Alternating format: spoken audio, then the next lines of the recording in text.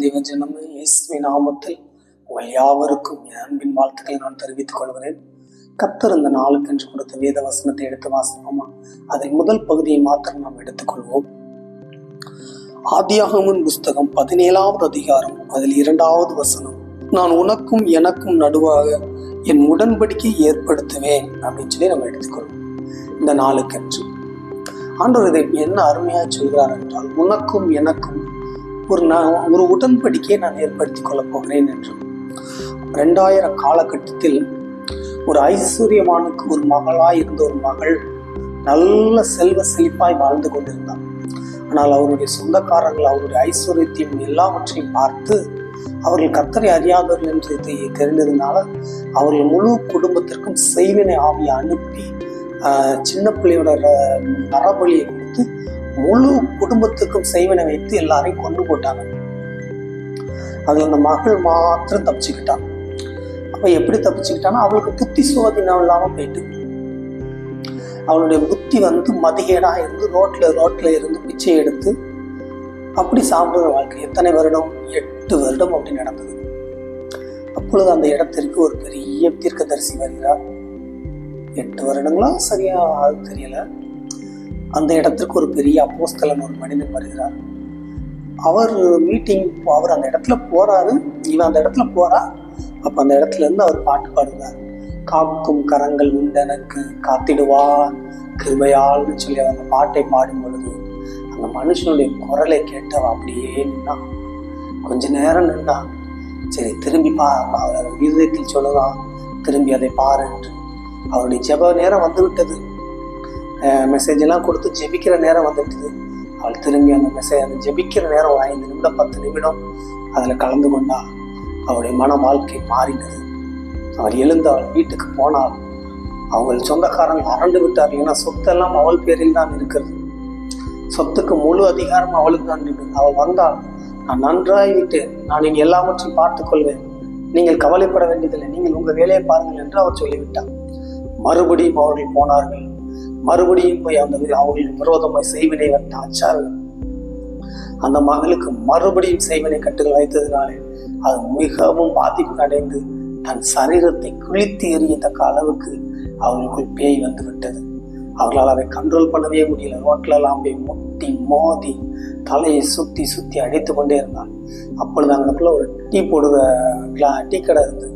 அந்த கடையில ஒரு மனுஷன், அதே மனுஷன் பாட்டுகிறார், இயேசு அழைக்கிறார்னு சொல்லி அந்த பாடலை பாடும் பொழுது அவள் அந்த இடத்தில் நின்றாளாம். இயேசு அழைக்கிறார்னு சொல்லி பாடும் பொழுது அவள் கண்களில் இருந்து தாரையாய் கண்ணீர் வடித்து, நீ ஜீவனுள்ள தேவன் என்றால் என்னை இந்த இக்கட்டிலிருந்து விடுவியோன்னு சொல்லி ஒரு வார்த்தை அந்த மகள் கேட்டாலும் அன்றையோடு போன அந்த பிசாசு திரும்ப வரவே இல்லை அவர்களுடைய வாழ்க்கையில். நீங்கள் இன்றைக்கு எத்தனை வேதனைப்பட்டு எத்தனை நொறுக்கப்பட்டு நீங்க ஒட்டைந்து போய் இருக்கலாம், ஆண்டவர் உங்களை பார்த்து சொல்கிறார், உனக்கும் எனக்கும் நடுவாக ஒரு உடன்படிக்கையை நான் ஏற்படுத்த போகிறேன் என்று ஆண்டவர் சொல்கிறார். அது என்ன மாதிரி உடன்படிக்கை? நீ நன்றாய் இருக்கவும், இந்த உலகத்தில் பூமியிலே செழிப்பாய் வாழவும், கர்த்தருக்கு பயந்து கர்த்தருடைய வழிகளின்படி நடக்கவும் நான் உங்களை ஏற்படுத்தினேன் என்று ஆண்டவர்களை பார்த்து சொல்லுங்க. நீங்க சோர்ந்து போக வேண்டியதெல்லாம் எவ்வளவோ சமோசங்கள் தீங்குகளை நீங்க கடந்து வந்திருக்கலாம், ஆடுகளை கடந்து வந்திருக்கலாம், இழப்புகளை கடந்து வந்திருக்கலாம். ஆனால் தேவன் ஒரு நாள் உங்களை வெட்கப்பட்டு போக விட மாட்டான். தேவன் ஒரு நாள் உங்களை மனம் சோர்ந்து போக விட மாட்டான். தேவன் உங்களை வாழ வைப்பார், நன்மையினால் வாழ வைப்பார். கண்ணீரெல்லாம் வேதனையெல்லாம் மாற்றுவார், துக்கத்தை எல்லாம் மாற்றுவார், சந்தோஷப்படுத்துவார். நீங்க சோர்ந்து போகாதீங்க. ஆண்டவரை ஆசீர்வதிப்பார். நான் ஜெபிக்கட்டுமா? அன்பு தகப்பனை, கோடி ஸ்தோத்திரங்கள் ஏறெடுக்கிறேன். யார் இந்த காணொலி வழியாக இந்த அன்பனுடைய மெசேஜை கேட்குறாங்க, அவங்களுடைய வாழ்க்கையில் ஒரு மாற்றத்தை கட்டளையிடுங்கப்பா. ஒரு உடன்படிக்கையை ஏற்படுத்துங்கப்பா. ஏற்படுத்தி அது நித்திய உடன்படிக்கையை மாற்றி அந்த பிள்ளைகளுடைய வேதனைகளை மாற்றி மகிழ பண்ணுகிறான்னு சொல்லி ஆசீர்வாதம் வேண்டும் கேடத்தினால் முடி சூட்டுங்கப்பா. எங்களை உயர்த்துங்கப்பா, எங்களை கனப்படுத்துங்கப்பா. எங்களுக்கு நன்மை உண்டாகும்படி எங்களை நினைத்தருளுமான்னு காத்திருக்கிற ஒவ்வொருவரையும் தொடுமான்னு, ஒவ்வொருவரையும் தொடும். அவர்கள் தான் நீர் வாக்கு கொடுக்கிறீர்கள். உனக்கும் எனக்கும் நடுவாக ஒரு உடன்படிக்கையை நான் ஏற்படுத்துவேன், அது நித்திய உடன்படிக்கை என்று இந்த பிள்ளைகளை பார்த்து சொல்லி இந்த பிள்ளைகள் வாழ்ந்திருக்கும்படி செய்யும், சுகித்திருக்கும்படி செய்யும், சமாதானத்தோடு காத்து கொண்டு வைத்து ரட்சகர் மீட்பன்மாவே இயேசு நாமத்தில் ஜெபிக்கிறேன் என் நல்ல பிதாவே.